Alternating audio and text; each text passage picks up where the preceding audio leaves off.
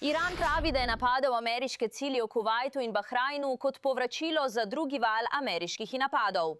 CENTCOM pravi, da je napadel približno 90 iranskih vojaških ciljev, vključno s sistemi zračne obrambe, obalnimi nadzornimi sredstvi ter skladišči za rakete in drone. Ameriške sile pravijo, da poskušajo zmanjšati iransko sposobnost napadanja komercialnih ladij v Hormuški ožini, potem ko je Teheran v začetku tedna napadel 3 ladje. Zadnji udarec za Tad prihaja, medtem ko predsednik Trump trdi, da je premirje končano. Kljub temu vztraja, da napadi ne pomenijo vrnitve v vojno in nakazuje, da bo dovolil nadaljevanje mirovnih pogovorov. Iskreno povedano, je to nekako noro. Nekako noro je. Malo jim uhaja izpod nadzora, ampak želijo skleniti dogovor. Zelo.